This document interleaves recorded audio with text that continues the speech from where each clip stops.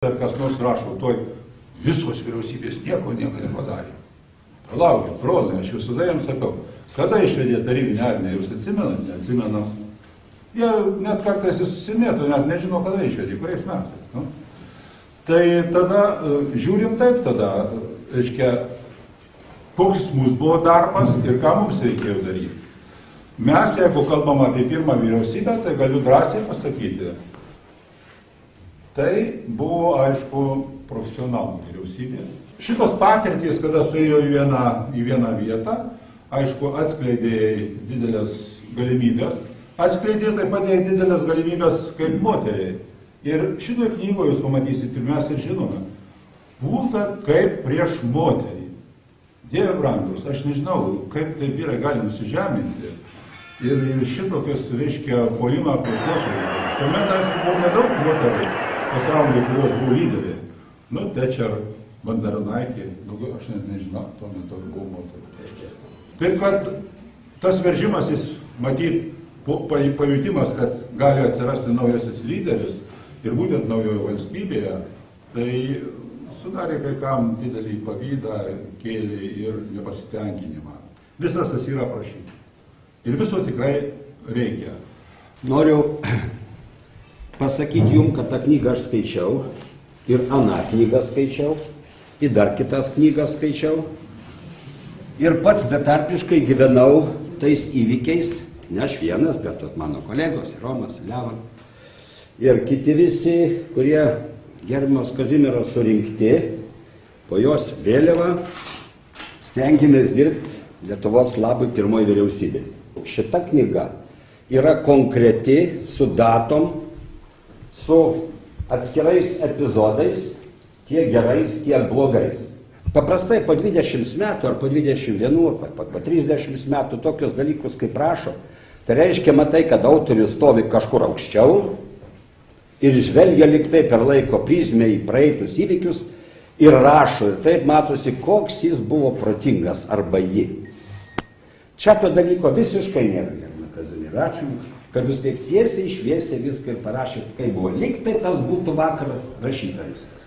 Reiškia, jūs du variantai. Arba jūs turėjot gerus tuos tenoraščius, kaip jie vadinasi, arba jums tie įvykiai buvo labai brangus, kurie tokie patys pasiliko šiandien kaip ir prieš 20 metų. Tai čia tokia mažai žangėlė, bet tarpiška apie įvaizdį man sudariusi, kur dabar sudarė tai jūsų knyga. Kita vertus, vis tik tai, jeigu toj knygoje pamatysit, gal taip aiškiai nebuvo parašyta, vis tik tai prieš daug metų dar buvom, išskyrus Ašmantą Nežilį, buvom gerokai jaunesni visi ir buvom surinkti, kaip sakiau, pirmą vyriausybę su begaliniu noru kažką daryti gero. Labai buvo marga vyriausybė. Vieni turėjo didelį administracinį darbo patirtį, kiti mažesnė, kiti jos visai neturėjo. Ir įsivaizduokit, kaip gerbiamai Prunskienei reikėjo prieš save matant tokius protingus veidus, 17 mūsų, su vicepremjerais 20 buvo, reikėjo spręsti įvairius klausimus, o klausimų ratas buvo nuo Jungtinių Amerikos valstijų, tai čia gerbiamai Kazimierai teko, ir iki Vladivostoko, tai čia mum jau teko kai kuriem, į rytų pusę. Drįstu teigt, kad problemų didelių nebuvo. Galiu už savo kolegą sakyti, galbūt ne už visus, bet daugeliui nebuvo tokios nos, kad nežinočiau, pavyzdžiui, aš ką daryti. Nu, nebuvo tokios. Žinojau, ką daryti ir kaip daryti, ir darydavau, nepaisant to, jeigu neleisdavau. Gerbiama pirmininkė, Viela Kazimiera, džiaugiamės, kad jūs mūsų rinkot, kad mes jūsų nenuvylėm, o kad mes ne visai kvaili buvom ir kad ne dėl mūsų veiklos jūs tapot nuversta, nebijau aš to žodžio, nors pati garbingai išėjo. Tai liūdi ir tas dalykas, kad daugelis iš mūsų dirbo sekančiose 4-5, išvedėm tą kariuomenę, ponas Leonai, kaip atsiminat, o vienas mūsų, Biržiškis Jonas, tai jisai aplamai jo specialybė ministras, jis dirbo 7 vyriausybėse. Tai parodykit dabar tos ministrus, kur valstybė kentėtų, jeigu būtų kvaili per tiek metų. Na, atsakydamas ponui Sinevičiui į priekaištą aniems Seimo nariams ir savo Gal kas atsimenat, aš tada duodamas interviu Lietuvos literatūrai ir menui, pasakiau, kad ta aukščiausia taryba, kaip nepeikiama, tai yra geriausia, ką Lietuva gali duoti tuo metu. Kaip visi mane užpuolė, atsimenat, ar tu durnas, sako, šitie geriausi. Bet kai parodė laikas, aš drįstu pasakyti, kad aš buvau teisus turbūt. Ir žinokit, čia ne tai, kad yra kažkas ypatingo, tai yra dėsnis. Istorijoje yra dėsnis. Visada po tam tikros tylos, po suvaržymų, visada į priekį išeina patys tuo metu drąsiausi ir drąsiausi kartais ir kvailai. Gal nejaučiantis baimės. O jau paskui ateina tie pragmatikai ir po toliau to ten, vienu žodžiu. Ta pati Alberto Šimėno dingimo istorija. Kai aš atėjau į šitą komisiją, o aš buvau tos komisijos narys ir atsiskaičiau už jos darbą paskui slaptuose posėdžiuose. Jūs šito turbūt nežinot. Aš atėjau šiek tiek pavėlavęs jos darbą. Jau buvo paskirtas kaltasis. Ir tas kaltasis tai buvo jūs. Dėl to, kad jūs tuo metu buvo švenčionėse pas man. Teko visai kitaip tą viską išversti. Ir kitas faktas. Sausio 7 diena 91 metų aukščiausios tarybos prezidiumo salė. Mes sėdėm visi ir bandom rasti kompromisą dėl to kaino pakelimo. Pamenat? Paskui jūs buvote apkaltinta, kad jūs išvykote į Maskvą slapta. O iš tikrųjų tame posėdėje jūs išsiuntė Landsbergis, ašgi dalyvavau tame. Jūs važiavote dėl mūsų kareivėlių vykimo, taip, dėl kareivėlių vykimo į Maskvą. Tikrovė pasirodė esanti daug užkanesnė nei mūsų viltis. O ir komunistinis paveldas, kuriam taip lengva ir patogu suversti visas savo ydas, gerokai gajus ir pirmiausia, mumyse pačiuose. Juk neužtenka iškeikti komunizmą ir komunistus, atsiriboti nuo visko, kas susijęs su buvusia sistema, su priklausomybė Tarybų Sąjungai, pakeisti spalvas ir simbolius, kad jau būtume laisvos ir demokratinės valstybės piliečiai. Kur tas šaltinis, į kurį panirę, išnirtumėm ne buvę, kabutėse, žmonės, o šiuolaikiniai orūs piliečiai.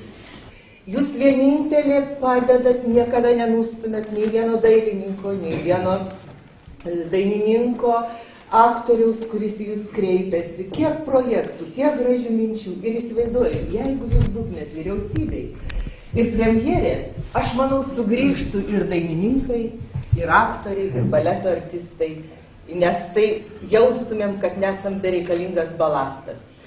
Ačiū Jums, profesorė, kad Jūs esat, ačiū Jums už Jūsų nuoširdumą. Aš visą laiką galvojau, kol nepažinojau artimiau, kad profesorė kaip Tečer. Na, žinot, iš toli, kai matai, tokia. Ir staiga, kai aš ją pažinau, Dieve, ir moteriška, ir motina nuostabi, ir draugė. Profesorė, tikrai žemai lenkiuosi. Ačiū Jums ir labai norėčiau kada nors, kad apie Jūs pastatytų filmą. Jūs to verta. Šią knygą perskaičiau, na ir tikrai susidariau įspūdį, kad ji iš tikrųjų yra įdomi ir sukelia daug minčių.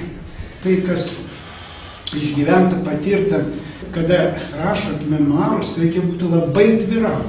Visų pirma, žiūrėdamas atkreipiau dėmesį į knygos viršelį, kur Kazimiera, kaip labai dažnai būna, maloniai šypsosi. Ir atkreipiau dėmesį į pavadinimą išsivadavimo kaina.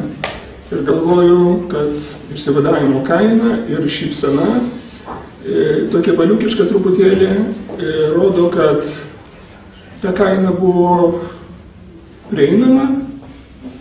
Ir šiek tiek atrodo, kad už tai sumokėta šiek tiek mažiau, kažkur tai pavyko nusidėrėti. Vienu žodžiu, pavykęs projektas. Bet pavartęs knygą, kurią skaičiau prieš 18 metų, pasižiūrėjau ir atkreipiau dėmesį, kad nors būdama ekonomikos profesorė, drįstu pasakyti, kaina išsivadavimo ne visiškai tiksliai suskaičiuota.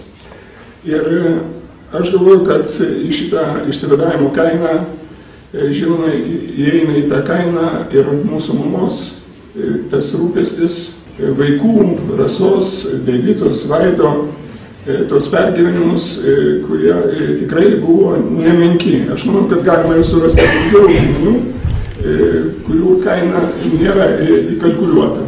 Ir vis tik išgyveno, kad ir su aukom, ir su praradimais išgyveno. Gėjimas teisus.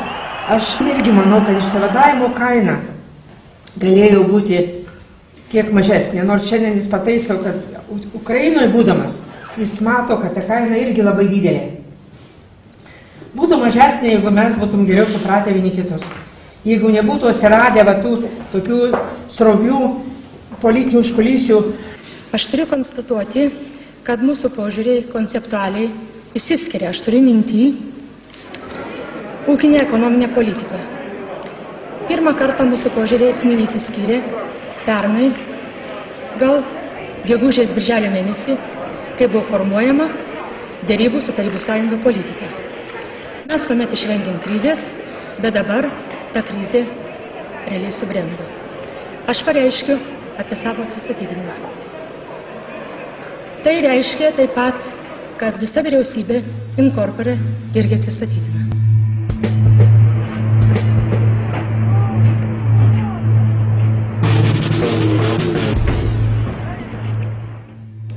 Viskas.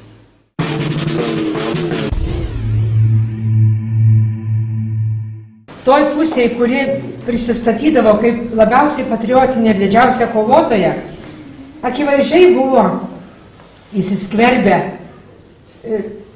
priešiškos pozicijos. Pozicijos, kurios per didelį mūsų radikalizmą bandė sužlugdyti procesą.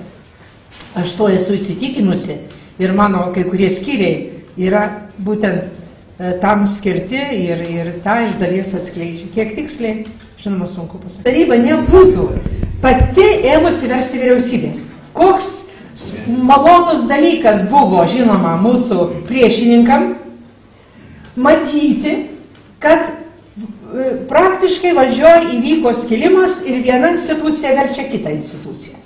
Tai buvo pagal tuometinės Maskvos užsakymą padarytas tyrimas profesoriaus Tichomyrovo, nepamenu vardo, ir kažkokiu būdu netyčia paskelbtas spaudoj. Nors man prieš tai buvo Bičkauskas atnešęs rankraščio pavidalo, gavęs kažkur Maskvoje.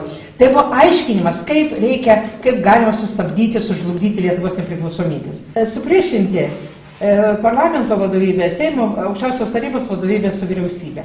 Ir tai, žinoma, buvo daroma pasinaudojant taip pat ir mūsų asmeniniam savybėm. Va čia dabar visi analizuoja, kiek turėjo kovot profesorių, kiek susigrumti. Tai aš taip ir skaitau. Jeigu šapelis plaukia upė, tai jis praplaukia pro visus akmenis ir olas lengvai. O kada plaukia srovė didžiulė, ne, tada ova pursloja verda. Va taip jau ir gyvenimas profesorius ir buvo grumtis, kovot.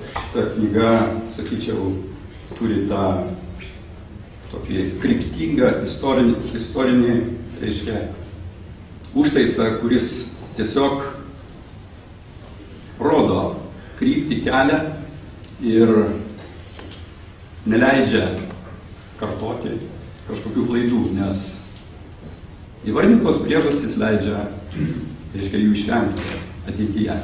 Labai apmaudu, kad daug kas mūsų valstybėje labai trapu ir lengvai pažeidžiama, kad besikaitaliojančių valdžių sprendimai dažnai gerokai prasilenkia su nacionaliniais interesais, kad stokojama išmanimo ir rūpestingumo, siekiant saugios gerovės žmonėms ir patikimos jų ateities savo tėvynėje. Skaudu, kad Lietuva vis labiau įsivaikščioja, kad šimtai tūkstančių lietuvių išvyksta svetur, o daugelis jų net nemano sugrįžti. Juk Lietuvoje valdžios keičiasi rinkimų keliu. Niekas su ginklu jos neužkariauja.